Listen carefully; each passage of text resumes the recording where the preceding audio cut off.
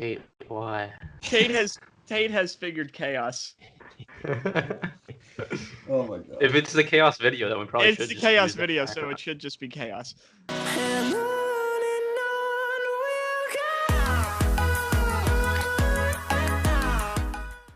Well, that mock draft was completely pointless. Welcome to another episode of Boom or Bust, the draft show. Max Chadwick, PJ Clark, and Tate Sigworth, and Nick Merriam. Hello, Nick. Sorry about that. Just chaotic morning. I'm forgetting everything. Boom or Bust, the draft show.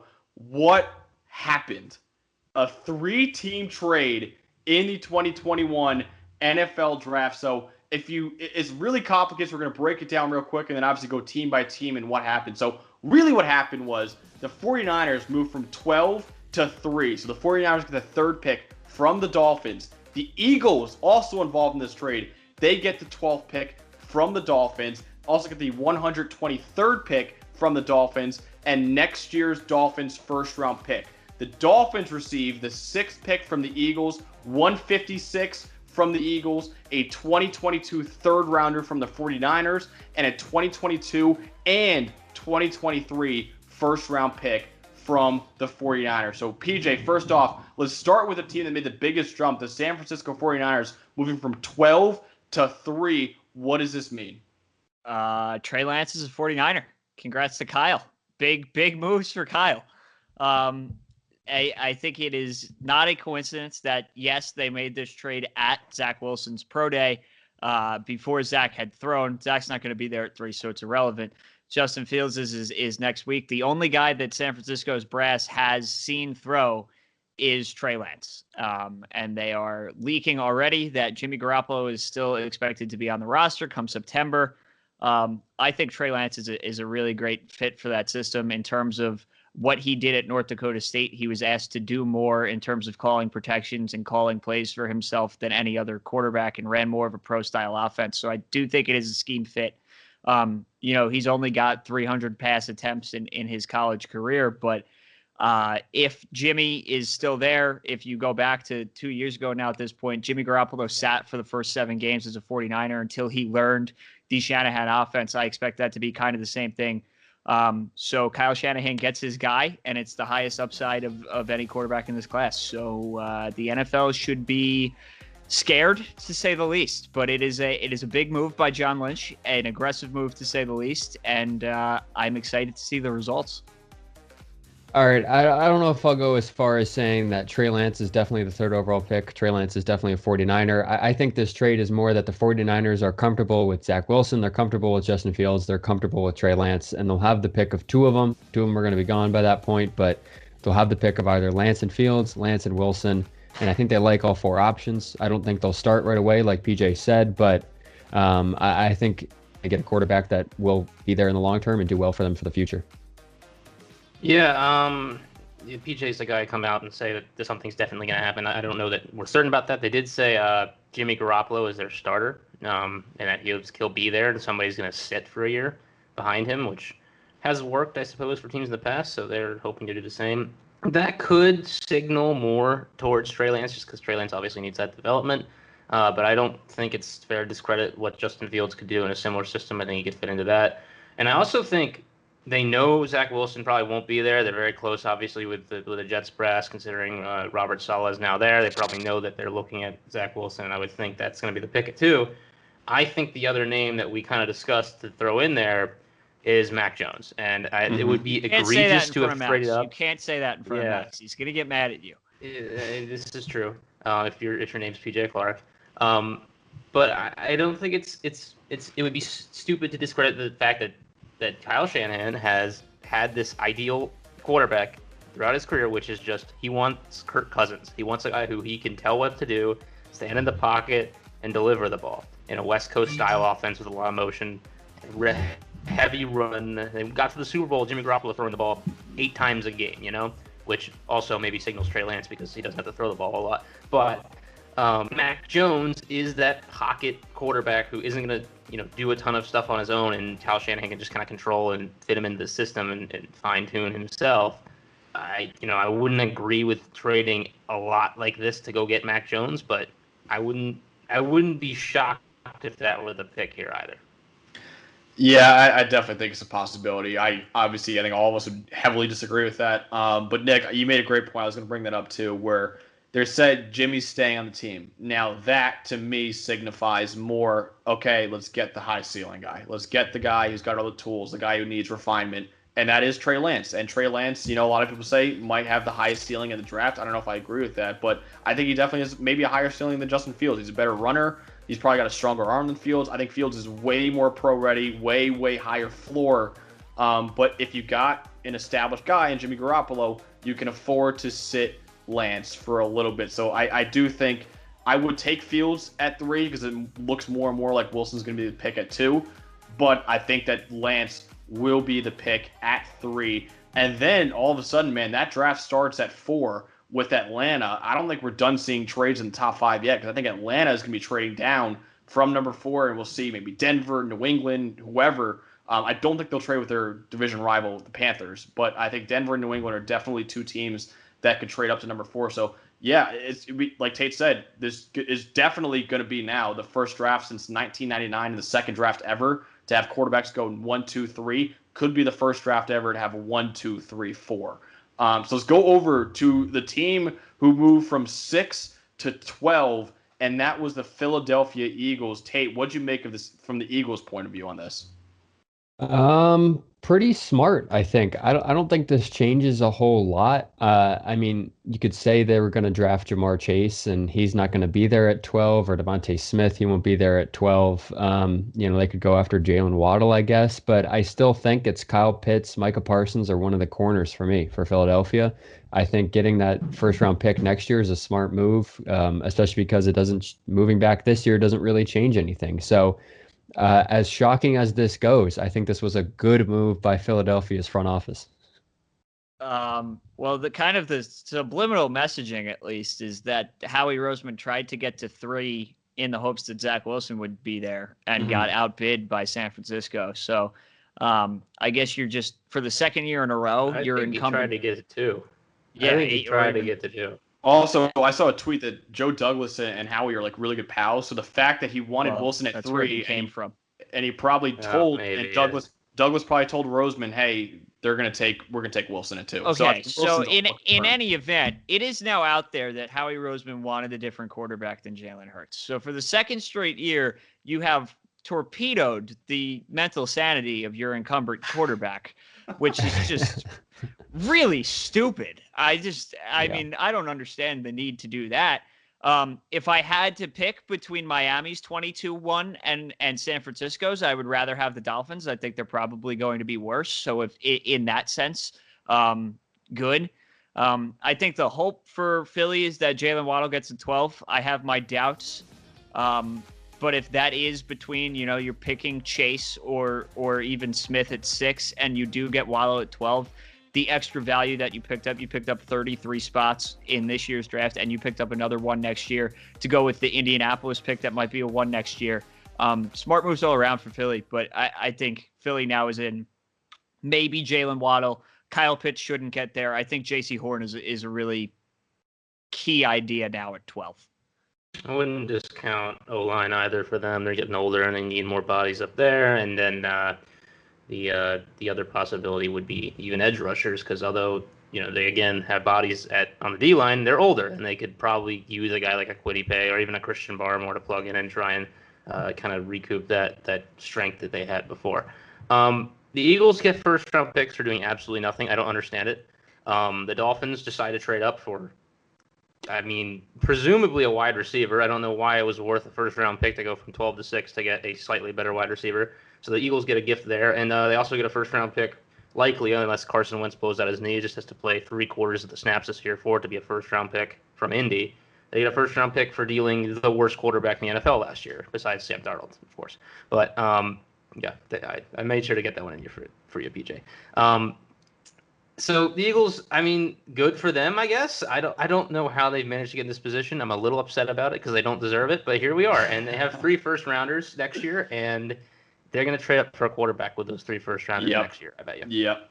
Yeah, especially Jalen Hurts doesn't show a lot. That could be a team that goes after. He already hates Jalen Hurts. So we'll see. Jalen Hurts we'll is see. already not their quarterback. We'll see. If he has a good year, we'll see. But look, they have maybe 3 first-rounders for next year.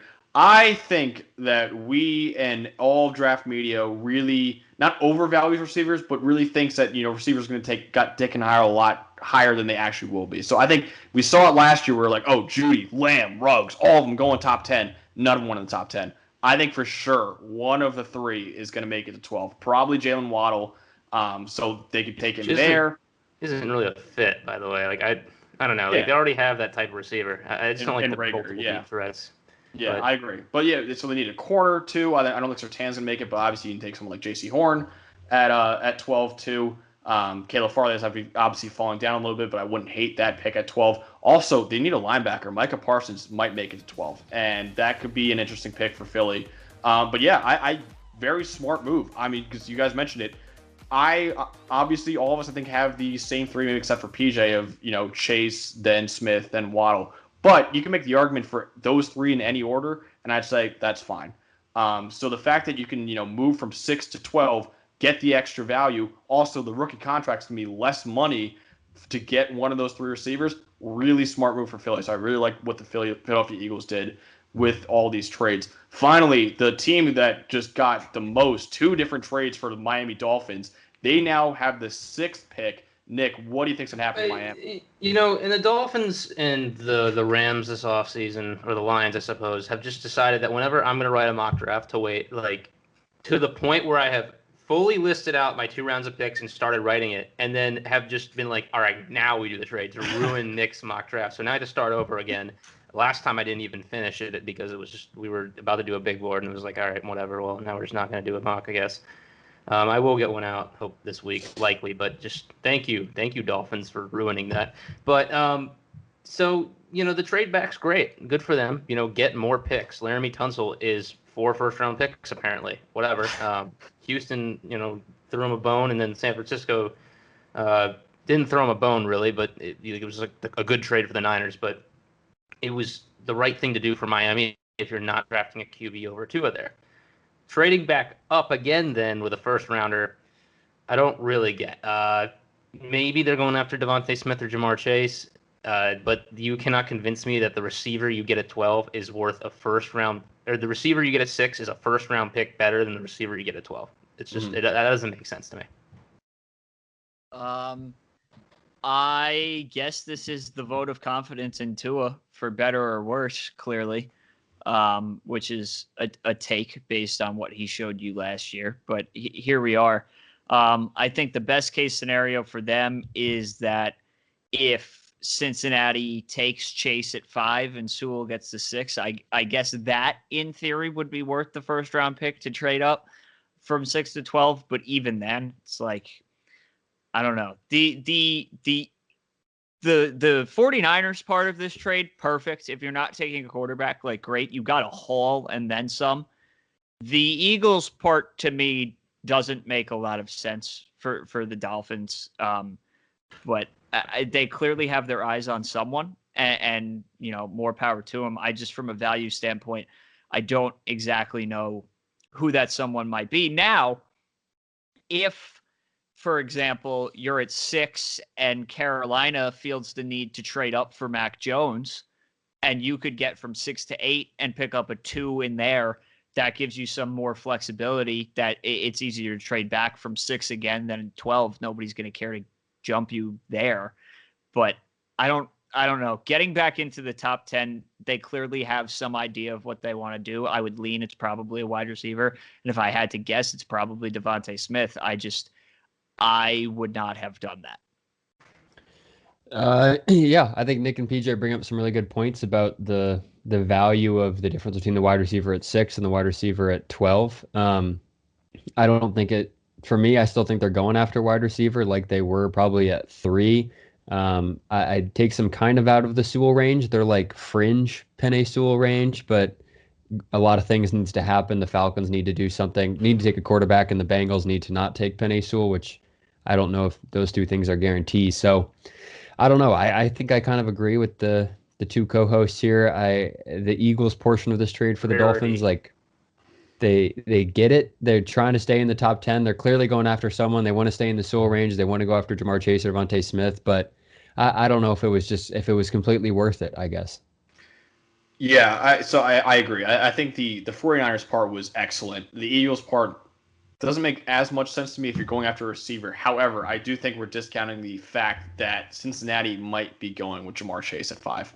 They might go to Joe Burrow and say, hey, do you want your guy that you set all these records with, first quarterback receiver to ever win the Heisman and Biletnikoff in the same year, before, of course, Devontae Smith did both. But now you might say, hey, do you want that? Or, we signed Riley Reef. So we either have a tackle that you've never played with before or the receiver that you set all the records with. And you might go, get me the receiver. And they lost A.J. Green, too. So I think it could happen. I really think that Sewell could fall to 6. At that point, Miami would be really smart to take Sewell. I would not take Devontae Smith, although I do think Devontae Smith is a really intriguing option at 6 because obviously the whole Tua connection. I wouldn't do it, but I think that might be the route that they're going. But yeah, it was a weird way for Miami. I'm glad they did the trade. I'm glad they moved from 3 to 12. I'm not really happy with the 12 to 6, but hey, moving from 3 to 6 to still get a receiver, that's better because you got the picks. And now Laramie Tunsil is like maybe the most valuable offensive tackle in NFL history. Now 4 first-round picks. But listen, it's an interesting trade for Miami.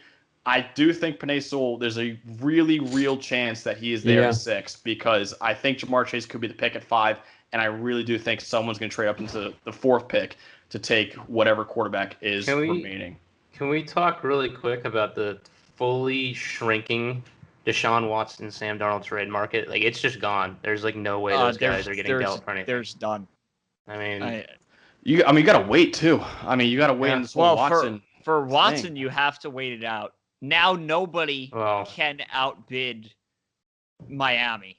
Yeah. There's no that's the only option. Or if Houston all of a sudden wants to sell for pennies on the dollar, I guess Carolina is more involved.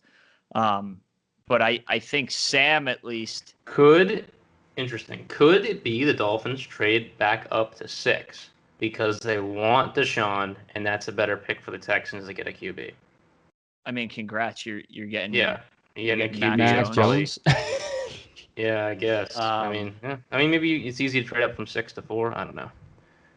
I think 4 is the pivot spot. I mean, but the other part of this obviously is all these allegations. It's very. You gotta wait. The Deshaun Watson thing is gonna be. I mean, the Texans are just about as bad a situation as you could be right now, and they only really have themselves to blame about it. So. And I wouldn't go near it. And also, I mean, obviously, we're talking about this is massive implications for the 2021 draft. This has massive implications for the 2022 draft because the Eagles and the Dolphins now are saying, okay, Tua, show us you're the guy. Jalen, show us you're the guy. Yeah. If they're not, they got picks now to move up to get Rattler or Howell or whatever quarterback emerges next year. So those are two teams now. The Eagles and Dolphins could say now, hey, you looked not great your rookie year. Show us you're the guy, or we're going to move back up and take another quarterback in 2022. Yes for Philly, but no for Miami. Yeah. Because if Miami thought that, Miami wouldn't have given up their own pick. Yeah. If Miami thought Tua might suck, they're going to want to give him another year, though, is what I'm saying. Yeah, no, I know. Which I'm fine with. If Miami thinks Tua sucks or has a probability of sucking, that a quarterback could be on the table next year, you would in theory be picking at least relatively high. You'd be picking higher than San Francisco would be. And you traded your own pick. Mm-hmm. So it's harder to move up from lower down. And they only have one first next year. Yeah. But they got the first round picks now from San Francisco, which is going to be, they traded their first round pick. They got the 2023 first from San Francisco. So listen, I'm fine with Miami because Tua might be the guy. We'll see. I'm not all the way out on him like other people are. Jalen Hurts, I'm not too sure could be the guy. But listen, man, it's just chaotic. And obviously, I think we're going to see a lot more trades, especially in top 10. So we're going to break them all down here on Boom or Bust. We'll see what the hell Atlanta does at 4 because that's going to be a really, really intriguing spot for the draft now. But yeah, swinging door now. Chaotic morning for the Draft Show. Chaotic morning for draft Twitter and the NFL draft in general. So we're going to break it all down. Of course, follow our Twitter, Instagram, TikTok at Boom or Bust Draft. Leave comments what you think about all these trades and also some mailbag questions. So for PJ Clark, Tate Sigworth, and Nick Merriam, I'm Max Chadwick. Have a great day.